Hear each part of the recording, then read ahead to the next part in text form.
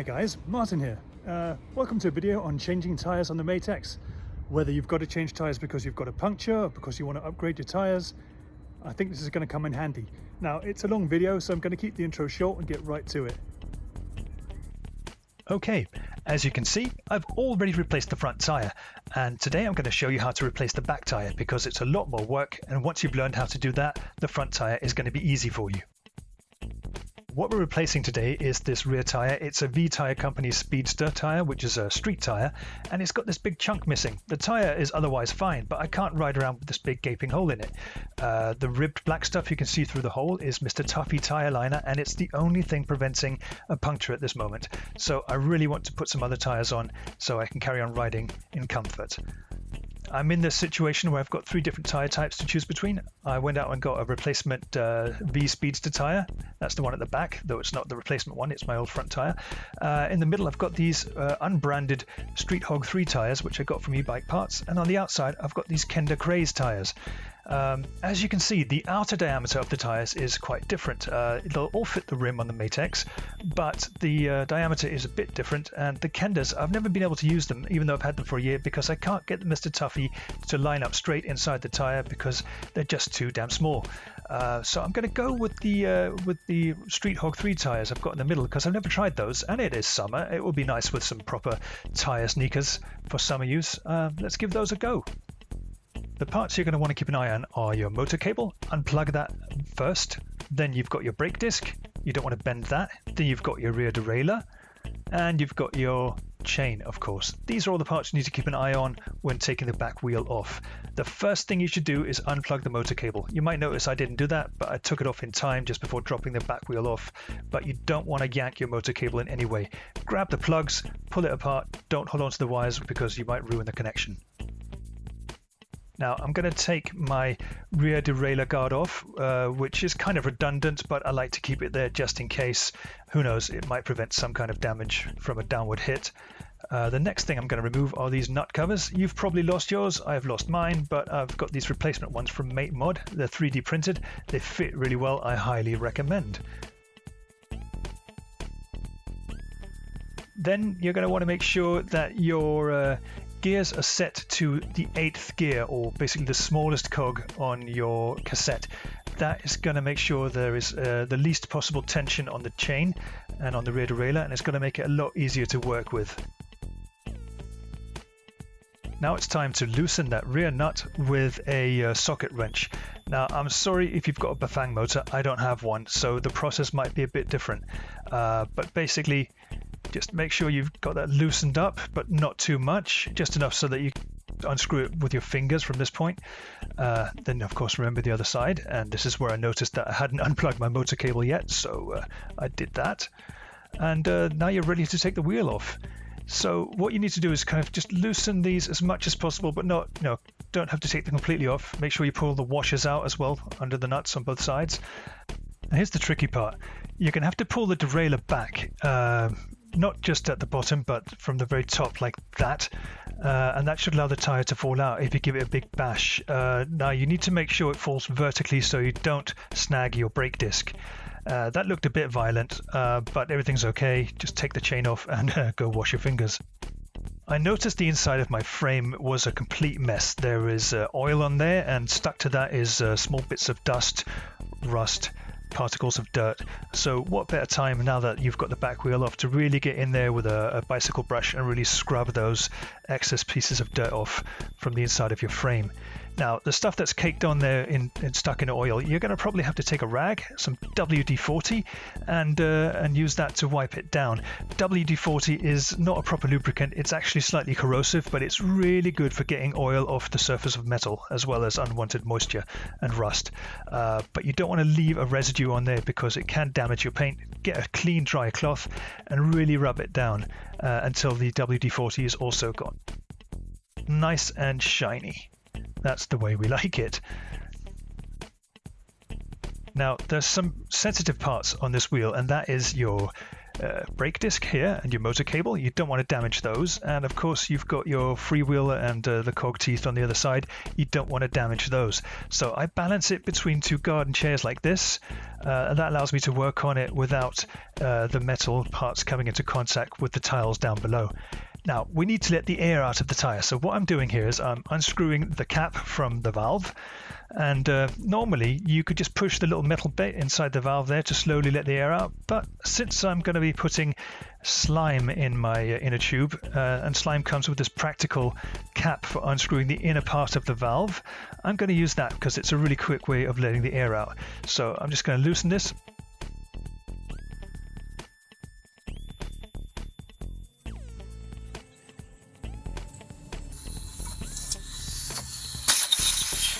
As you can see, the inner part of the valve is stuck on the end of the cap from the slime.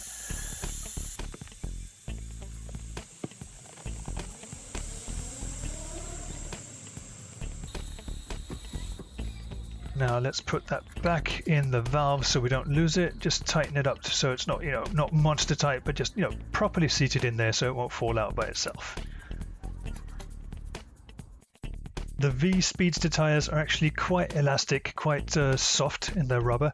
The compound is really flexible, so getting the tyre off with your hands is really easy. Just push it off the rim the way you're seeing here. Push the valve out through the hole there. And once that's done, you can just sort of flip it over and pull your inner tube out like so. Once that's done, it's pretty easy to pull the tyre off and you're done. I might come off as a bit of a clean freak, but it's really hard to get in here and really clean the disc brake, the motor, the inside of the rims, when the whole thing is mounted on your bike. So once again, get in there with a brush, scrub all the loose bits of dirt and dust off, and if you need, get some WD-40 as well, and really give that a good thorough wipe down, and of course a wipe off afterwards so that the WD-40 residue is not left on there. Okay kids, it's slime time. So using that special cap from the slime bottle, I can take the inner part of the valve out, let out any excess air. It's gone all fluffy. Don't lose that little bit of the valve. Put it aside somewhere safe, and then you can put slime in your tubes. So what slime is a tire sealant. It's basically this kind of thick goo that contains particles of rubber, and if you puncture, the goo tries to seep out through the hole, and those bits of rubber will sort of get clogged in the hole, and the sealant should then harden and prevent any more air from escaping. Now, I haven't had exactly that experience where it just sort of fixed the puncture by itself, but it has allowed me to get to the nearest pump and get home in one piece. So yeah, put about half a bottle of slime in each inner tube. That's what they recommend. Pop your little valve in, screw it back, but not too tight.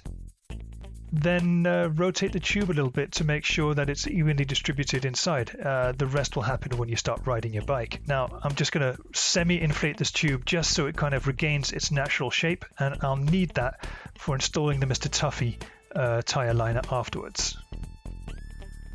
So, before we put the tyre back on the rim, we'd better check the rolling direction.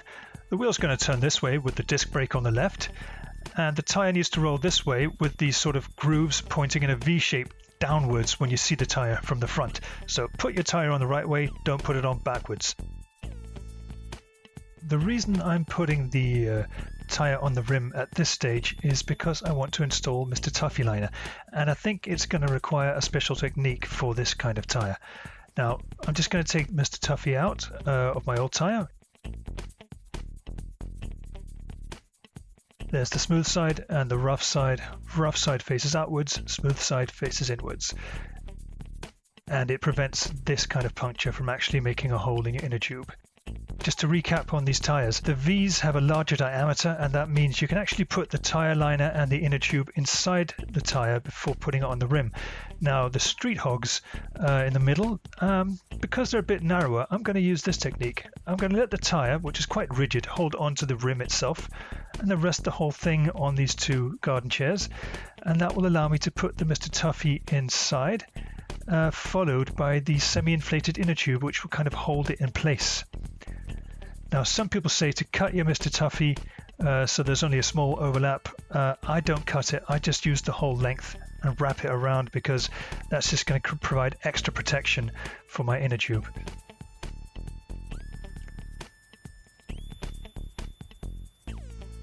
Now I know it looks a bit warped at the back there, but I did get that straightened out before inserting my inner tube. Now what's important here is that the hole right here for the valve is aligned with the valve on the inner tube.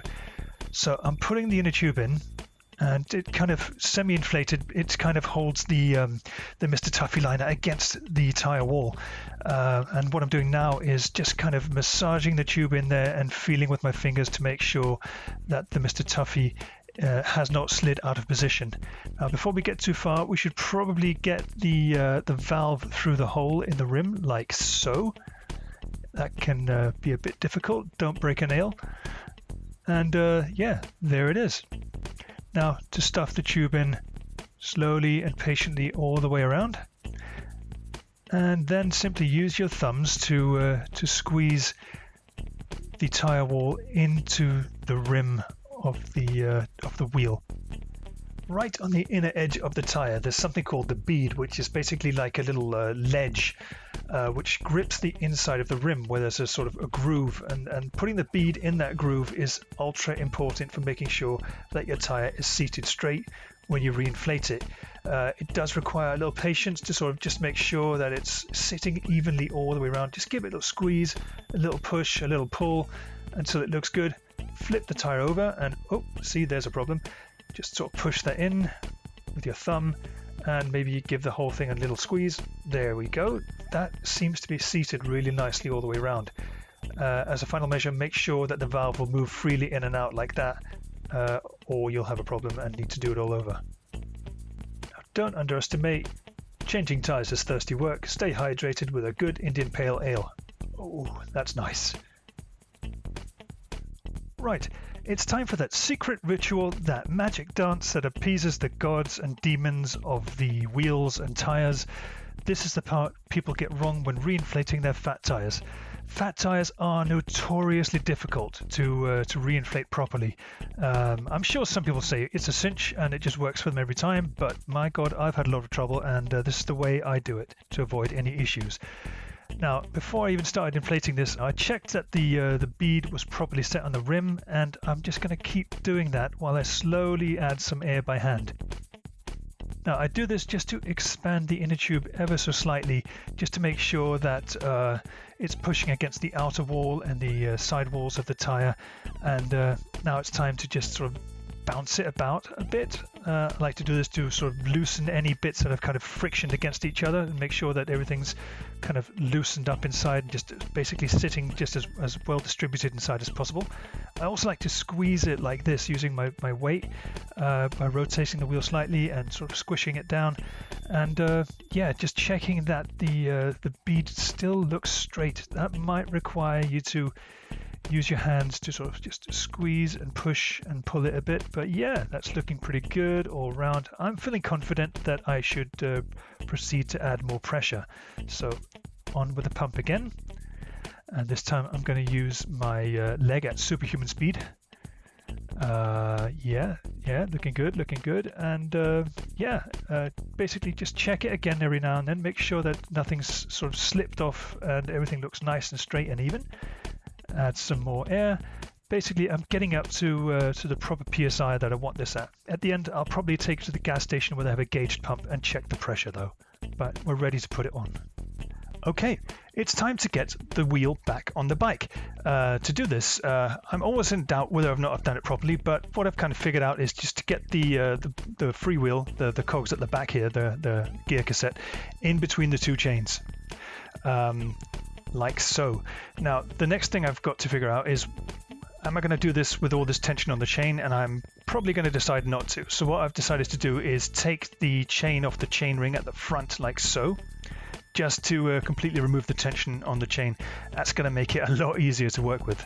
You might also notice I've turned the bike upside down, which is because it's a lot easier to get the wheel back into the dropout notches on either side of the frame. I'm going to fiddle with this for a while, and that's because the axles on either side, sticking out of either side, they're not completely round. They're actually sort of filed down on two sides. So it's got like two flat sides and two grooved sides, and you've got to rotate the axle until it just slides perfectly into that notch. Now, obviously I've got that working now, but I've also seen that I haven't got my spacers placed properly, so I'm just kind of fiddling with that. A thing many people get wrong is where to put their spacers. You need a spacer between the wheel and the frame, and you need another spacer on the outside of the frame, between the frame and the nut. I'm also gonna just sort of, yeah, there we go, get the chain back on the chain ring, and I'm thinking, yeah, I'm done. And I'm thinking, why is this not working? So I've made a complete and utter noob mistake. I've got the chain stuck, not on the freewheel cogs, but stuck between the cassette and the frame. So I have to go in with my fingers and give that a good tug, pull the chain loose, and just set it back on the smallest cog. And there we go, looking nice. Right, we're ready to rock. Don't forget to wear rubber gloves, unlike me. Don't forget to reconnect your rotor cable, and don't forget to tighten your nuts with a socket wrench. So it's looking good. I'm going to ride this down to the gas station and check the PSI is where I want it. These tyres will take 35. I'm not going to go that high. I'm going to stop somewhere in the late 20s. It's a bit on the hard side, but that's how I like them. Always check the pressure rating on your tyres. It's usually printed on the side of the tyre or printed into the rubber itself. If you don't, the tyre could pop off the rim, and that's no fun. Okay, well, that's that. I hope you found it useful, and subscribe to the channel and like the video if you want to get more updates, or follow eBike Parts on Facebook. See ya!